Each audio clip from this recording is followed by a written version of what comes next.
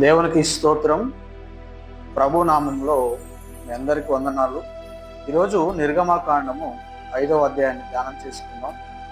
దేవుని బిడ్డలారా, గడిచిన దినమందు నిర్గమకాండము 4వ అధ్యాయంలో దేవుడు మోషకు ప్రత్యక్షమై, నేను నీకు ఆజ్ఞాపించినట్లుగా నీవు ఐగుప్తు దేశముకు వెళ్ళు, అక్కడ ఫరోతో మాట్లాడు, నా జనాంగము, నా యొక్క ఇశ్రాయేలు ప్రజలు బానిసత్వంలో శ్రమలలో మగ్గిపోతూ ఉన్నారు. మోషే, నేను చెప్పినట్లు నీవు వెళ్ళు, నీ ద్వారా నేను అద్భుత కార్యాలు చేస్తాను, ఇజ్రాయేలు ప్రజలను నీవు విడిపించుకొని తీసుకునిరా, నీకు ఏమి సహాయం కావాలనో నేను చేస్తాను అని చెప్పి దేవుడు మోషేతో మాట్లాడినప్పుడు మోషే తనను తాను తక్కువగా అంచనా వేసుకొని, నేను మాట మాంద్యము గలవాడను, నేను నత్తివాడను, నేను ఇజ్రాయేలు ప్రజల దగ్గరికి వెళ్ళి ఏం మాట్లాడాలి ప్రభువా, నేను మాట్లాడలేను, నా ప్లేస్లో నా స్థానంలో వేరే ఎవరినైనా పంపించు, నేను వెళ్ళను అని చెప్పి మోషే దేవుడితో మాట్లాడుతూ ఉన్నాడు. దేవుని బిడ్డలారా, అలా మాట్లాడినప్పుడు దేవుడు మోషే మీద కోప్పడి, నేను నీకు సహాయం చేస్తాను, నీ అన్న అహరోను ఉన్నాడు కదా, అహరోను నీ నోటికి బూరగా ఉంటాడు, నేను ఏమి చెప్పదలుచుకున్నానో నేను తనకు చెప్తాను, తను నీకు సహాయం చేస్తాడు, అద్భుతాలు ఆశ్చర్య కార్యాలు మాత్రము నేను నీ ద్వారా చేయిస్తాను, నీ చేతిలో ఉన్నటువంటి ఆ కర్ర ద్వారా నేను సూచక క్రియలు చేయబోతూ ఉన్నాను, వాటిని బట్టి ఇజ్రాయేలు ప్రజలు నేనే దేవుడనని నమ్ముతారు, నీ వెంట వారు ఖచ్చితంగా వస్తారు. మోషే, నీవు వెళ్ళి ఫరోతో చెప్పు, ఫరో ఎదుట నేను చెప్పినటువంటి ఆ యొక్క ఆశ్చర్య కార్యములు సూచక క్రియలు జరిగించు, నేను నీకు తోడై ఉంటాను. మోషే, నీవెందుకు భయపడుతూ ఉన్నావు? నేను నీకు సహాయం చేస్తాను, నీ పితరులకు సహాయం చేసినట్లుగా నీ పితరులకు తోడై ఉన్నట్లుగా నేను నీకు తోడై ఉంటాను మోషే, నీవు వెళ్ళు అని దేవుడు మోషేతో మాట్లాడాడు. దేవుని బిడ్డలారా, మోషే దేవుడు చెప్పిన మాట విని తన భార్యను బిడ్డను తీసుకుని ఐగుప్తు ప్రాంతానికి వెళ్ళాడు. వెళ్లే ముందు తన మామ అయినటువంటి ఇత్రోతో పర్మిషన్ తీసుకున్నాడు. ఆ యొక్క స్వజనుల దగ్గరికి వెళ్ళి వస్తానని చెప్పి మామతో పర్మిషన్ తీసుకుని బయలుదేరి వెళ్ళాడు. ప్రియ దేవుని బిడ్డలారా, 4వ అధ్యాయంలో దేవుడు మోషేతో మాట్లాడి ఫరో దగ్గరికి పంపించాలని ప్రయత్నం చేశాడు. ప్రియ దేవుని బిడ్డలారా, 5వ అధ్యాయాన్ని ఒకసారి జాగ్రత్తగా పరిశీలన చేద్దాం.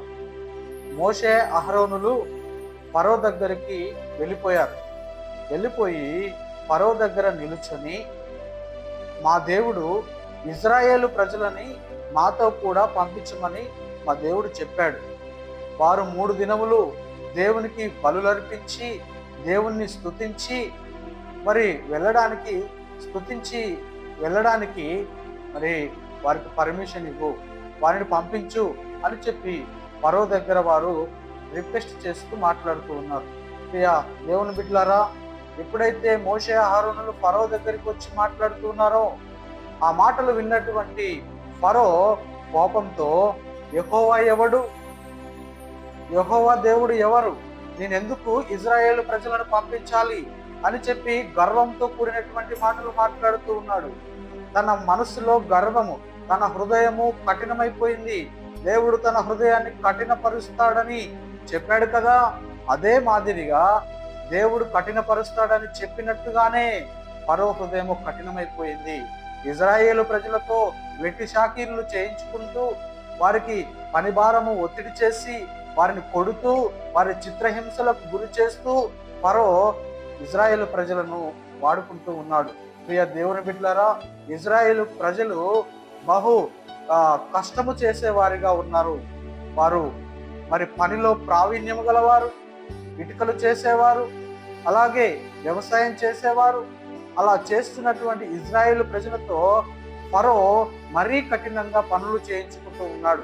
అది చూసినటువంటి దేవుడు ఇజ్రాయేలు ప్రజల మీద జాలిపడి కనికరపడి వారిని ఎలాగైనా ఐగుప్తు దేశంలో నుండి బయటికి రప్పించడానికి మోషే అనేవాడిని ఏర్పాటు చేసుకున్నాడు. ప్రియ దేవుని బిడ్డలారా, మోషేను ఏర్పాటు చేసుకున్నాడు. మోషేను ఐగుప్తు ప్రాంతానికి పంపించి, నా ప్రజలు బానిసత్వంలో మగ్గిపోతూ ఆ యొక్క ఫరో పెడుతున్నటువంటి ఆ షాకీరులు చేయలేక, పని చేయలేక దుఃఖిస్తూ ఉన్నారు. వారికి పని భారం అయిపోతా ఉంది. దినదినము వారిని ఫరో హింసిస్తూ ఉన్నాడు. మోషే, నీవు వెళ్ళు, త్వరగా నేను చెప్పినటువంటి ఆ యొక్క సూచక క్రియలు, అద్భుత కార్యములు నీవు ఫరో ఎదుట చేయి అని చెప్పి మోషేతో చెప్పినప్పుడు ఇద్దరు కూడా వెళ్ళి ఫరోతో చెప్పారు. ప్రియ దేవుని బిడ్డలారా, అలా చెప్పినప్పుడు ఆ మాటలు విన్నటువంటి ఫరో హృదయం కఠినమైంది గనక మరి గర్వంతో కూడినటువంటి మాటలు మాట్లాడుతూ ఉన్నాడు. అసలు యెహోవా ఎవడు, నాకు యెహోవా ఎవరో తెలియదే అని గర్వముతో కూడిన మాటలు మాట్లాడుతూ ముందుకెళ్తా ఉంటున్నాడు. ప్రియ దేవుని బిడ్డలారా, మీ పనులు మీరు చూసుకోండి. మీరు ఎందుకు ఇజ్రాయేలు ప్రజలని ఇబ్బంది పెడుతున్నారు? అబద్ధాలు ఎందుకు చెప్తూ ఉన్నారు? వారిని పంపించమని నన్ను ఎందుకు అడుగుతూ ఉన్నారు? మీ పనులు మీరు చూసుకోండి అని చెప్పి మోషే అహరోనులతో ఫరో మాట్లాడినప్పుడు, ప్రియ దేవుని బిడ్డలారా, మరి ఆ ఫరో కింద ఉన్నటువంటి పనివారు వెళ్ళి మరి ఇంకా ఇజ్రాయేలు ప్రజలను మీరు ఇబ్బంది పెట్టండి, మనం వారికి మరి ఇటుకలు చేయమని గడ్డి, అందుకు కావలసినటువంటి సామాగ్రిని మనం దినదినం ఇస్తా ఉన్నాం కదా, ఇప్పటి నుంచి వారికి మరి ఏ వస్తువులు కూడా ఇవ్వద్దు. వస్తువులన్నీ కూడా వారే తెచ్చుకోవాలి. స్వతహాగా తెచ్చుకొని ఇంతకు ముందు చేసిన దానికంటే అధికముగా పని చేసి పెట్టాలి, ఇటుకలు తయారు చేసి పెట్టాలి. మనము ఇంతకు ముందు ఇచ్చినటువంటి ఆ గడ్డిని ఇవ్వకూడదు అని చెప్పి ఫరో కింద ఉన్నటువంటి ఆ యొక్క అధికారులకు ఆజ్ఞాపించాడు. ప్రియ దేవుని బిడ్డలారా, దీనిని బట్టి చూస్తే మనకు ఏం అర్థమవుతుంది? దేవుణ్ణి స్తుతించకుండా, దేవునికి బలులు అర్పించకుండా చేయాలని చెప్పి తన మనసులో కఠినముగా నిర్ణయం తీసుకున్నాడు ఫరో.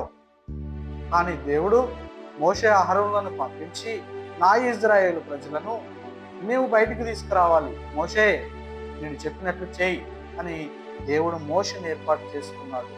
కనుక ప్రియ దేవుని బిడ్డలారా, అలాగూ మరి ఎప్పుడైతే ఫరో తన అధికారులకు ఆజ్ఞాపించి ఉన్నాడో, ఆజ్ఞ జారీ చేశాడో, వారు వెళ్ళి ఇజ్రాయేలు ప్రజల దగ్గరికి వెళ్ళి వారిని కొడుతూ, చిత్రహింసలకు గురి చేస్తూ, ఇంతకు ముందు ఇచ్చినటువంటి ఆ గడ్డి పోసలు, అలాగే ఇటుకలు తయారు చేయడానికి కావలసినటువంటి మట్టి, వారు ఇక్కడి నుంచి మేము ఇవి ఇవ్వం, మీరే దూర ప్రాంతం వెళ్ళి ఆ ఇటుకలు తయారు చేయడానికి కావలసినటువంటి సామాగ్రిని తీసుకుని వచ్చి ఇంతకు ముందు మీరు ఎలాగైతే ఇటుకలు చేశారో ఆ ఇటుకలు చేయుటకు కావలసినటువంటి సామాగ్రిని ఇక మీదట మేము ఇవ్వం, మీరు వెళ్ళి దానికి కావలసినటువంటి గడ్డి, పోయకాళ్ళ పుల్లలు, అలాగే దానికి కావలసిన మట్టి మీరే తీసుకొని వచ్చి, ఇంతకు ముందు మేము సామాను ఇచ్చాం కదా, ఇటుకలు చేయటకు కావలసినటువంటి సామాగ్రిని ఇచ్చాం కదా, అవి మేము ఇక మీదట ఇవ్వము, మీరు మాత్రమే వెళ్ళి ఇంతకు ముందు మీరు ఎలా ఇటుకలు చేశారో అంతకు మించి ఇటుకలు చేయాలి, ఇది ఫరో ఆజ్ఞ అని చెప్పి ఫరో కింద ఉన్నటువంటి అధికారులు ఇజ్రాయేలు ప్రజలని ఇబ్బంది పెడుతూ ఉంటున్నారు. ప్రియ దేవుని బిడ్డలారా, అలా ఇబ్బందులకు గురి చేస్తూ ఉన్నప్పుడు ఇజ్రాయేలు ప్రజలు ఎంతో వేదనతో, దుఃఖముతో, బాధతో ఫరో దగ్గరికి వెళ్ళి, రాజా, నీ అధికారులు మాకు గడ్డి ఇవ్వకుండా, ఆ పుల్లలు ఇవ్వకుండా, మట్టి ఇవ్వకుండా మేము ఎలా ఇటుకలు చేయాలి, మేము ఎలా ఇటుకలు చేయగలము, అంతకు మించి మమ్మల్ని కొడుతూ ఉన్నారు, మమ్మల్ని చిత్రహింసలకు గురి చేస్తూ ఉన్నారు, ఇష్టం వచ్చినట్లు వారు ప్రవర్తిస్తూ ఉన్నారు, తప్పు మీ అధికారులదే కదా, మమ్మల్ని ఎందుకు హింసిస్తూ ఉన్నారు, మీరు ఇటుకలు చేయడానికి కావలసినటువంటి సామాగ్రిని ఇంతకు ముందు ఇచ్చారు కదా, ఇప్పుడు ఎందుకు ఇలా చేస్తూ ఉన్నారు రాజా అని చెప్పి ఇజ్రాయేలు ప్రజలు ఐగుప్తు రాజు దగ్గరికి వెళ్ళి వారి యొక్క వేదనను, గోడును వెళ్ళబుచ్చుతూ ఉన్నారు, బ్రతిమిలాడుతూ ఉన్నారు, గోజాడుతూ ఉన్నారు.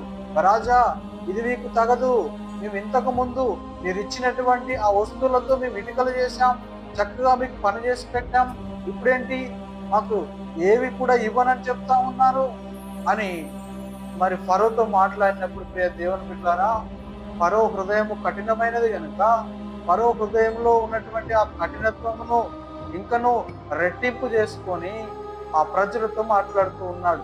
అవును, నిజమే, ఇక మీదట మీకు ఇటుకలు చేయడానికి కావలసిన గడ్డి గట్రా మేము ఇవ్వం. మీరే ఈ ఐగుప్తు ప్రాంతంలో ఉన్నటువంటి గడ్డిని కోసుకొని వచ్చి ఆ మట్టిని సమకూర్చుకొని ఆ యొక్క కోయకాల పుల్లలు తీసుకొచ్చి ఇటుకలు తయారు చేయాలి.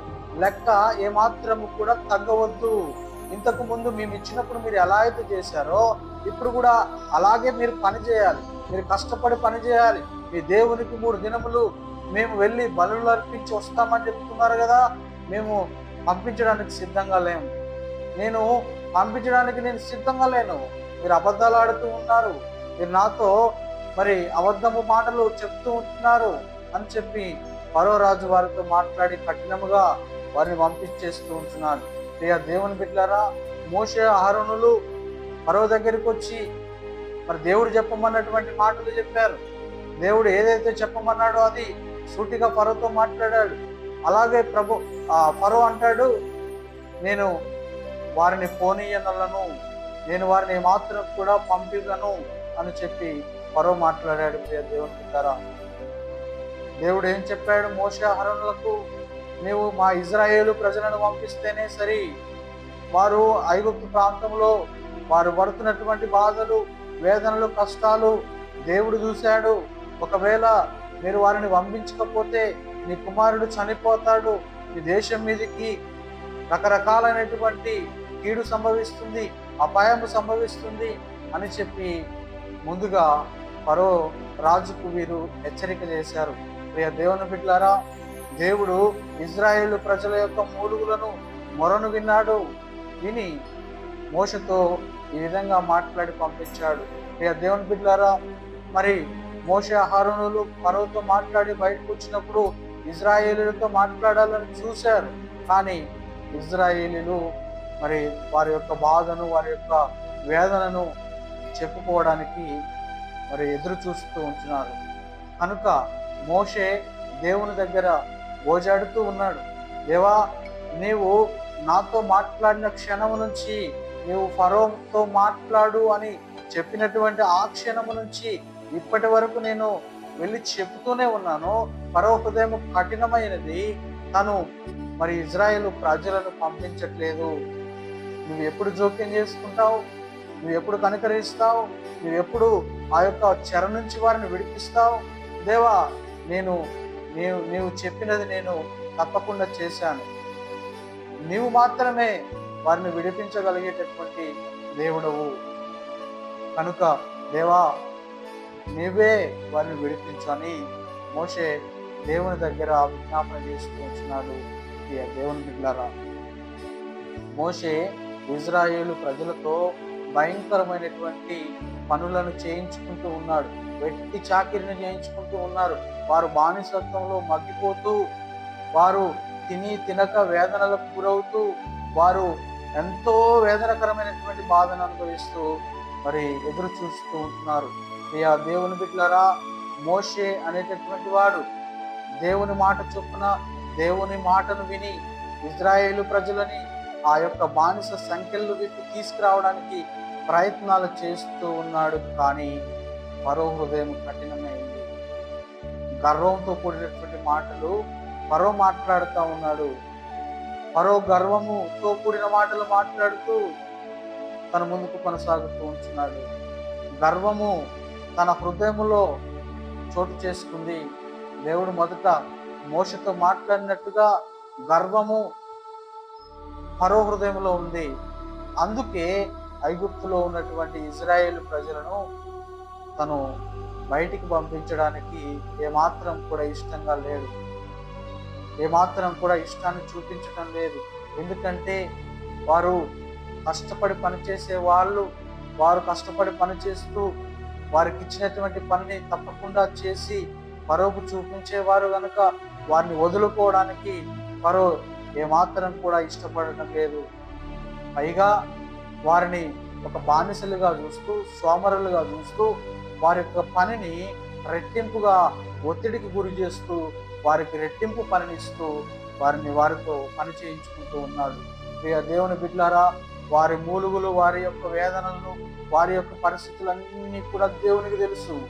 ఎప్పుడు ఆ బానిస సంఖ్యల నుండి విడిపించాలనో, ఎప్పుడు వారిని ఐగుప్తు ప్రదేశం నుంచి బయటికి తీసుకురావాలనో దేవునికి తెలుసు. కానీ ఫరో మారు మనసు పొందుతాడేమోనని, ఫరో హృదయము మరి సున్నితంగా ఎప్పుడు మారుతుందో అని దేవుడే తన హృదయాన్ని కఠినపరుస్తూ ముందుకు కొనసాగింపజేస్తూ ఉంటున్నాడు. ఇక దేవుని బిడ్డలారా, మనం ఒకసారి మన జీవితాలను జ్ఞాపకం చేసుకుంటే మన హృదయం కొన్నిసార్లు కఠినపడిపోతుంది, కఠినమైపోతా ఉంది. ఎవరు చెప్పినా మన హృదయము కరిగేటటువంటి పరిస్థితిలో గుండా లేదు.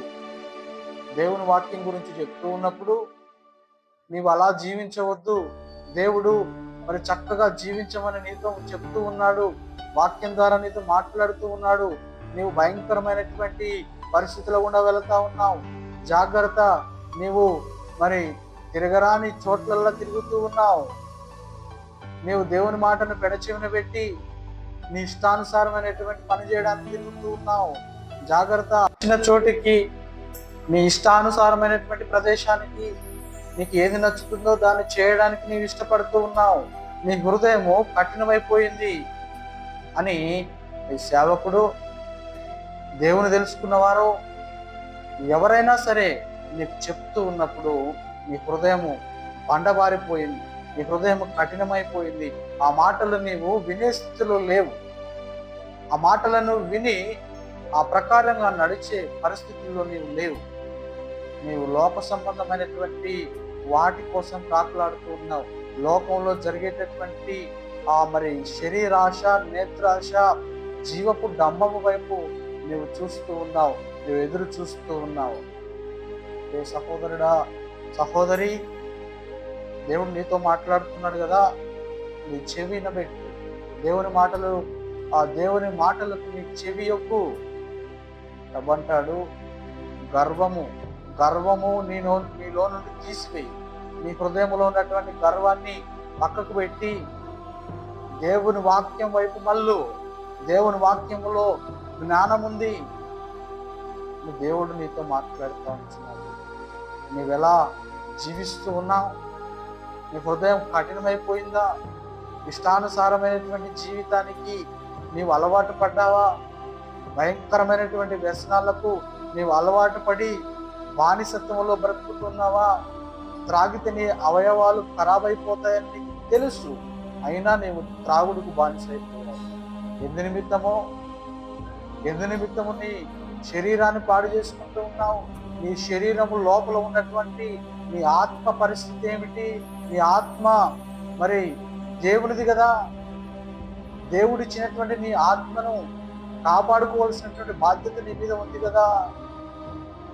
నీవు లోక సంబంధమైనటువంటి ఆశలలో నీవు పోయి నీ శరీరాన్ని భంగం చేసుకుంటున్నావు. జాగ్రత్త, దేవుడు నీతో మాట్లాడుతూ ఉన్నాడు. మరో హృదయము కఠినమైపోయినట్టుగా నీ హృదయం కూడా కఠినమైపోయిందా? దేవుడు నీ కొరకు మరణించాడనేటటువంటి విషయాన్ని ఎందుకు మర్చిపోతున్నావు?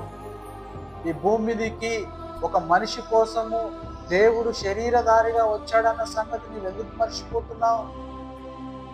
పరలోక రాజ్యంలో నీకు నివాసం ఏర్పరుస్తున్నాడు అనేటటువంటి సంగతి నీవెందుకు మర్చిపోతూ ఉన్నావు?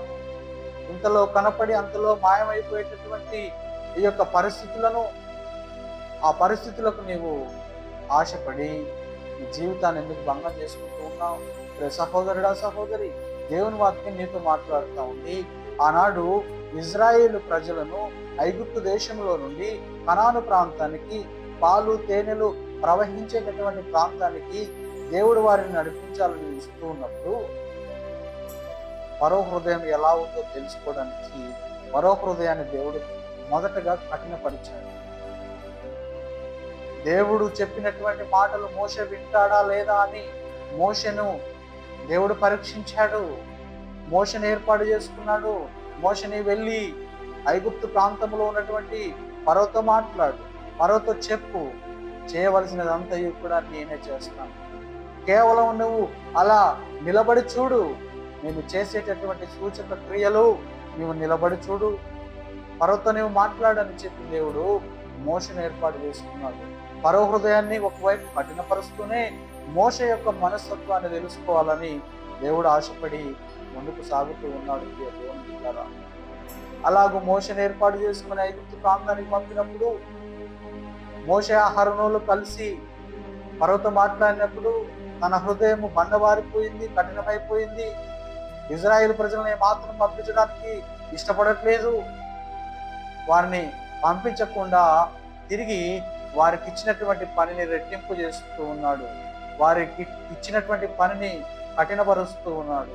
వారికి పని భారాన్ని ఎక్కువగా పెడుతూ ఉంటున్నాడు. దేవుని బిడ్డలారా, మీరు చేస్తున్నటువంటి పని, మీరు ఉన్నటువంటి పనిలో మీ అధికారులు, మిమ్మల్ని ఏలుతున్నటువంటి మీ యొక్క అధికారులు మిమ్మల్ని శ్రమలకు గురి చేస్తూ ఉన్నారా? శ్రమలు పెడుతూ ఉంటున్నారా? అలా ఉన్నట్లయితే నీవు చేయవలసినది ఒకటే, నీవు చేయవలసినటువంటి పనిని జాగ్రత్తగా చేయి, కూచా తప్పకుండా చేయి. దేవుని మీద ఆధారపడి నీకు అప్పగించినటువంటి పనిని జాగ్రత్తగా చేయి. దేవుని యందు విశ్వాసం ఉంచి దేవుని వైపు చూస్తూ మొరపెట్టు.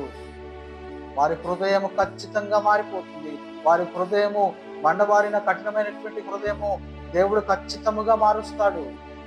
ఒక దినాన వారు తీర్పులోనికి వస్తారు, సాక్షిగా నిలబడతారు. నువ్వు చేసే చోట నిన్ను కష్టాలకు, వేదనలకు, బాధలకు గురి చేస్తూ ఉన్నట్లయితే నువ్వు కృంగిపోవద్దు. నీవు కృంగిపోయి భయంకరమైనటువంటి తప్పిదాలు, అలాగే డెసిజన్స్ తీసుకోవద్దు. దేవుని మీద మొదటగా ఆధారపడి దేవుడు ఖచ్చితంగా నీ జీవితంలో అద్భుత కార్యాలు, ఆశ్చర్య కార్యాలు చేస్తాడు.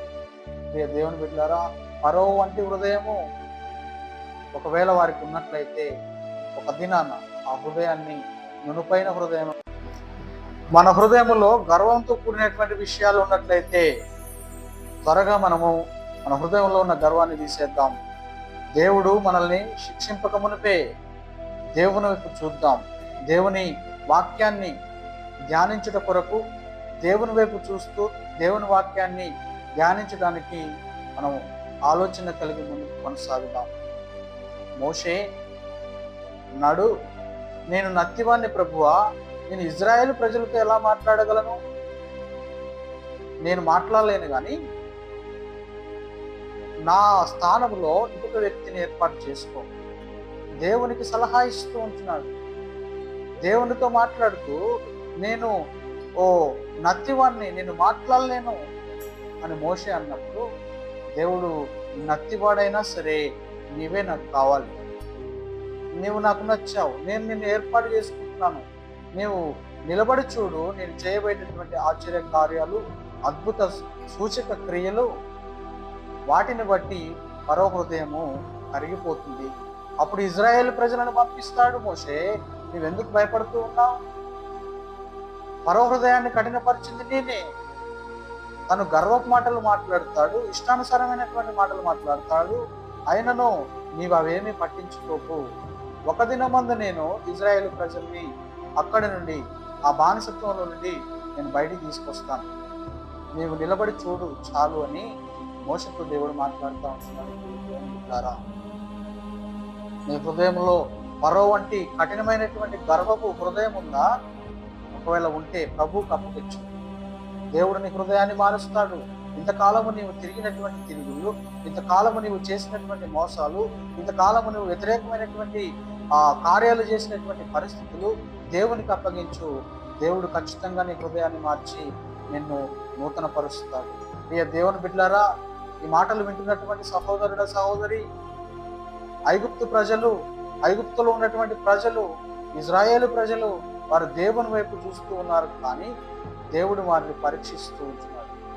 దేవుడు వారిని పరీక్షిస్తూ అనేక పరీక్షల గుండా తీసుకెళ్తూ ఒక దినమందు వారిని విడిపించడానికి సమర్థుడై ఉంటా ఉన్నాడు మనం సేవిస్తున్నటువంటి దేవుడు. కనుక దేవుని బిడ్డలారా, ఇప్పటి వరకు మాట్లాడినటువంటి మాటలన్నిటిని బట్టి నీ హృదయము ఎలా ఉందో నీ ఆత్మ పరిశీలన చేసుకోవాలని నేను ప్రభుపేట మనం చేసుకుంటున్నాను. ఆ గర్వము నీలో నుండి తీసివేసి నీవు ముందుకు కొనసాగాల్సిందిగా నీ ప్రభుపేట నమ్ము చేస్తూ నేను ఆ కొద్ది మాటలు ముగిస్తా ఉన్నాను. దేవుని నామానికి మహిమ కలుగును గాక. ఆమేన్, ఆమేన్, ఆమేన్.